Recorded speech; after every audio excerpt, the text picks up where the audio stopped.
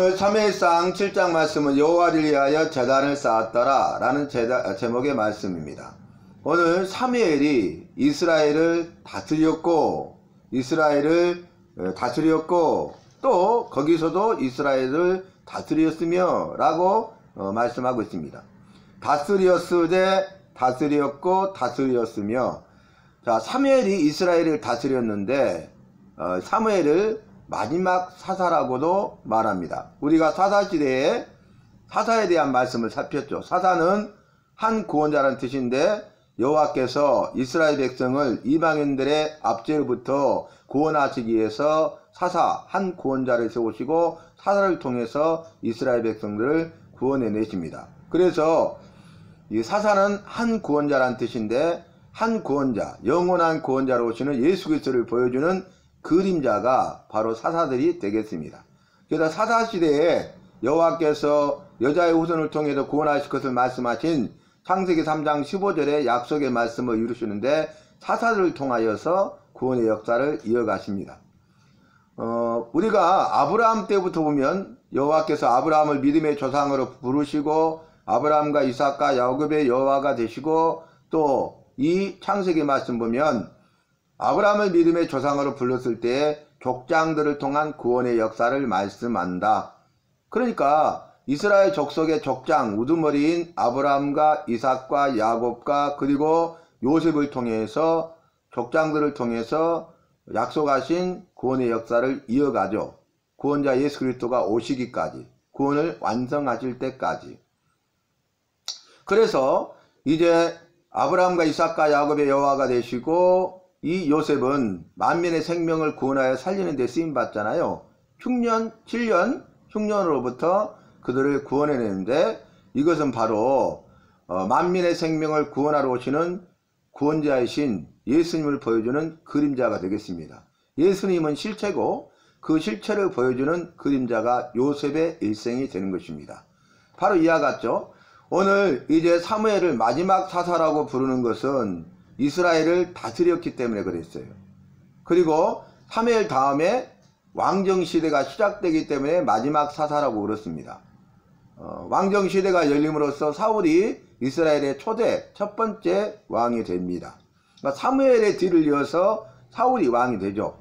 그래서 사사시대가 끝나고 왕정시대가 시작됩니다. 여러분, 사사시대나 왕정시대나 사사가 이스라엘을 다스리고 왕들이 이스라엘을 다스리지만은 결국 여호와께서 이스라엘을 다스리시는 것이에요. 여호와께서 진정한 왕이시요 이스라엘의 왕이시기 때문에 그래요. 그래서 여호와께서 사사들을 통해서 이스라엘 백성을 다스리시고 여호와께서 왕들을 통해서 이스라엘 백성을 다스리시는 것입니다. 오늘은 여호와께서 마지막 사사인 사무엘을 통해서 이스라엘을 다스리시는 것입니다. 우리가 오전에 말씀이 어떤 말씀이었어요? 이제 이스라엘 백성들이 온 이스라엘 족속이 여호와를 사모하니까 너희는 미스바로 모이라 사무엘이 말을 하고 미스바로 모였다는 말을 듣고 블레셋이 쳐들어오는데 그 블레셋과의 전쟁을 앞두고 이스라엘 백성들이 회개하여 기도하고 또 사사인 사무엘에게 당신은 쉬지 않고 부르짖어 우리를 블레셋 손에서 구원하여 주시기를 여호와께 기도하소서라고 도움을 요청하고 또 그들이 회개하여 기도하고 기도를 요청해서 사무엘이 쉬지 않고 부르짖어 기도할 때 그 기도의 응답으로 블레셋과 싸움에서 승리합니다. 그래서 이 블레셋과 싸움에서 승리한 다음에 돌을 세우죠. 미스바와 센 사이에 돌을 세우는데 여기까지 우리를 도우셨다 이렇게 말을 했습니다. 이 전쟁에서 승리한 것은 여호와께서 도우셨기 때문이다 그 말이에요. 여호와께서 우리의 기도를 들으시고 기도의 응답으로 여호와께서 도우셨기 때문에 우리가 블레셋과 싸움에서 승리했다. 이것을 기억하고 기념하도록 하기 위해서 미스바와 센 사이에 돌을 세운 것입니다. 그래서 에베네셀이라고 불렀는데 여호와께서 여기까지 우리를 도우셨다. 그 에베네셀은 도움의 돌이다 라는 의미가 되겠습니다. 그리고 나서 그 전쟁에 승리한 것을 사무엘이 표현하는데 어떤 내용입니까? 여호와께서 블레셋을 막으심에 막으셨다는 거예요. 원수의 위협으로부터, 전쟁의 위협으로부터 이스라엘 백성을 지키시고 보호하시고 인도하셨다는 거죠. 블레셋의 손으로부터 이스라엘을 구원하시기 위해서 막으시고요. 그 다음에 그들을 회복시키시고 또 평화를 누리게 되었다. 이렇게 말씀을 마쳤습니다. 그러니까 여호와께서 막으심으로 지키시고 보호하시고 인도하심으로 말미암아서 회복, 이전의 상태로 다시 돌아가게 되었고, 그리고 그들이 평화를 누리게 되는데 블레셋이 이제 이스라엘에게 굴복하고요. 사무엘이 사는 날 동안은 전쟁이 없이 평화를 누리게 되었죠. 평화란 말은 전쟁이나 갈등이 없이 편안하다라는 뜻이 아니겠습니까? 그리고 오늘 말씀, 마무리되는 말씀이 어떤 내용이에요? 사무엘이 다스렸으며 이렇게 세 번이나 단순 반복 강조하고 있는 것을 볼 수 있습니다. 그런데 전제가 뭐냐면 사무엘이 사는 날 동안 다스렸다는 거예요. 그것은 사무엘이 죽음으로 말미암아서 사사시대가 끝나는 것을 의미하고, 사무엘이 죽음으로 말미암아서 사사시대의 끝을 통하여 왕정시대가 시작될 것을 보여주는, 앞으로 되어질 일을 보여주는 복선이라고 할 수가 있겠습니다. 근데 15절에 보니까 사무엘이 사는 날 동안에 이스라엘을 다스렸으되가 나오죠. 16절, 해마다 다스렸다는 거예요.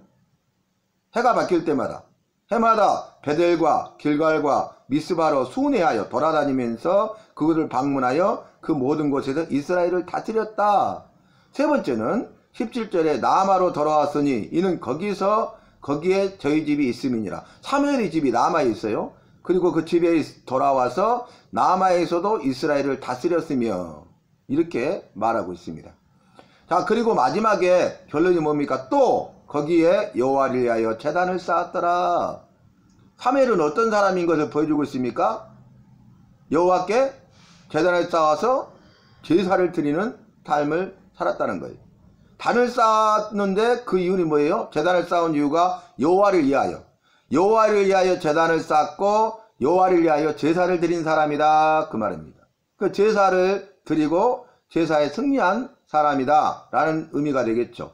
오늘날로 말하면은 여호와를 위하여 이제 교회에 나와서 예배를 드렸더라, 이렇게 말씀드릴 수 있겠죠. 그러니까 우리가 교회에 나오는 것은 여호와를 위한 것이에요. 그리고 또한 여호와를 위함이 바로 우리를 위한 것이고 나 자신을 위한 것입니다. 그래서 여호와를 위하여 교회에 나오고요, 여호와를 위하여 예배를 드리는 것입니다. 우리 예배를 받으시는 예배의 대상은 오직 여호와시기 때문에 그래요.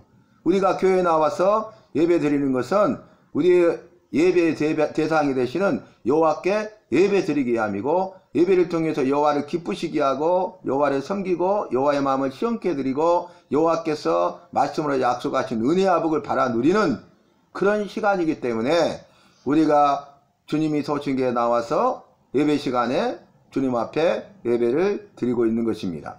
저와 여러분도 사무엘이 쓰임받은 것처럼 우리 모두도 쓰임받는 믿음의 삶을 살아야 되고, 사는 날 동안 그 주어진 일에 대해서 최선을 다하고 성취함의 열매를 맺고 주님께 영광 돌리고 주님 앞에 잘했다 인정받고 칭찬받는 믿음의 사람이 되어야 하겠습니다. 그리고 여호와를 위하여 살아가야 되는데, 여호와를 위하여 교회에 나오시고 여호와를 위하여 예배 드리고 예배에 승리하고 성공함으로써 인생에 승리하고 성공하는 우리 모두가 되시기를, 삶의 진정한 예배자가 되시기를 예수님의 이름으로 부탁하고 축원합니다.